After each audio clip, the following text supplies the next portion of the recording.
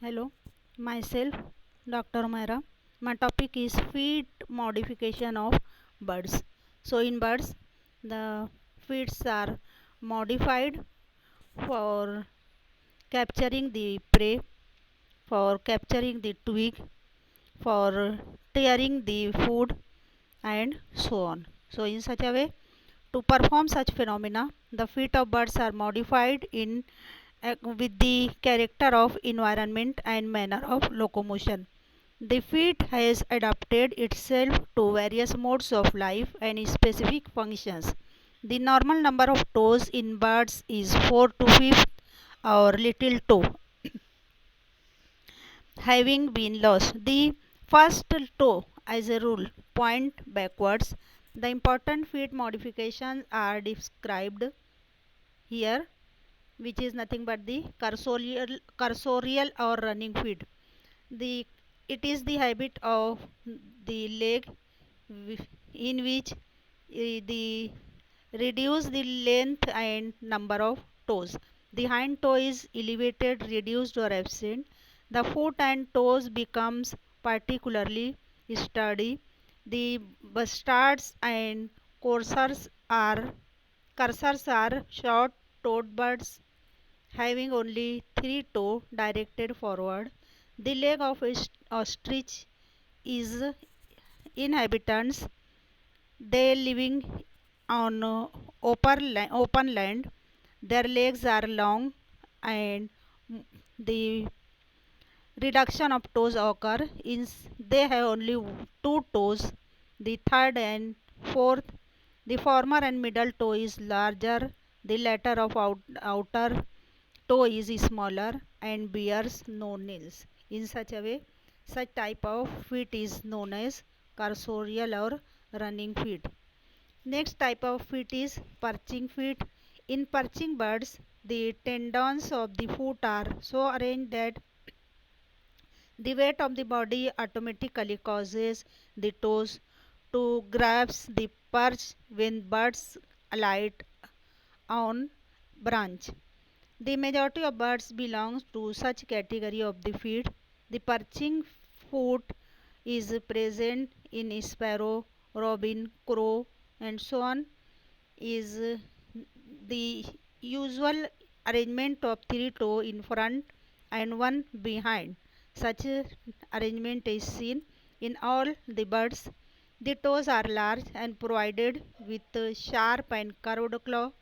The anterior toe are slender, while the hind toe or hallux is long, strong, and opposable for securing fastening the foot to the branch. The second type of foot is nothing but the climbing and clinging feet. Many birds lead a strictly arboreal life. Their feet are used for grasping organs and rarely for walking. They are especially adapted for clinging and climbing on vertical substances.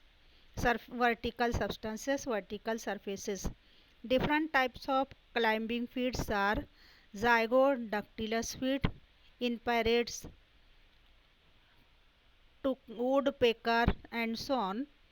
The fourth toe remains permanently turned backward. Thus, the foot become yoke-toed, having two toes pointed backwards and two in front. Next type is heterodactylus feet. The foot is unique in that until woodpeckers, the hallux and second toe turn backward instead of hallux and outer toe. So such type of modification is seen in heterodactylus feet. Now the next type of feet is nothing but the syndactylus, occurs in the kingfishers, blue jays, and bee-eater animals. In such animals, either all the front toes or the middle and outer toes are united together and greater part of their length. Such type of feet is known as syndactylus. The next type of feet is Pamprodactylus feet. In swift hummingbirds, martinets, and mouse birds, the hillocks can be turned forward so that all the toe point forward and birds are enabled to cling to these steep faces or cliff or under queues of house while they are feed their young ones. They spend the whole their working hours on the twigs and never alight on ground. Their hind limbs are reduced to smallest possible size to for grasp the perch. So such type of foot is nothing but the Pamprodactylus foot. Next type of foot is nothing but the scratching feet. The feet of fowl, pheasants, etc. are stout with strongly developed claws and well adapted for running as well as scratching the soil. The feet of male bird is usually provided with a pointed bony spur for offense and defense. Such feet is known as scratching feet. Next type is raptorial feet. In the case of the carnivorous or predatory birds like eagles, kites, vultures, owls, they have strongly developed feet for striking and grasping their prey. The toes have strongly developed sharp and curved claws. Large and fleshy bulbous present called tyleri found on the undersurface of the toes, especially developed in the sparrowhawk. In osprey and Catlupa, tyleri are absent but horny spines are present which help in grasping, grasping for the slippery surfaces. The next type of feet is nothing but the wading feet and leaf walking feet. In such cases, the legs and toes are exceptionally long and slender for padding or walking over aquatic vegetations and mud in wading or marsh birds such as heron, snipes, jacana, lapwings, Virginia, etc. The web is absent or only feebly developed as in greater yellow legs.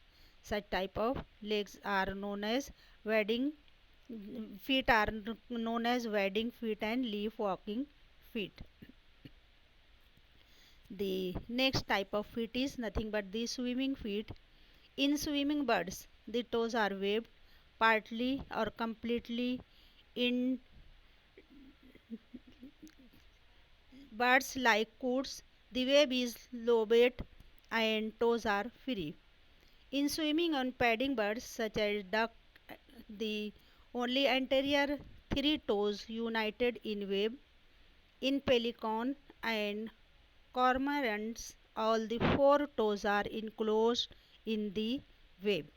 In such a way, in the case of swimming feet, the webs are present, which is nothing but the made by the skin attached one toe to the another in such a way each toe attached to each other and make a paddle like a structure helpful for swimming in the water.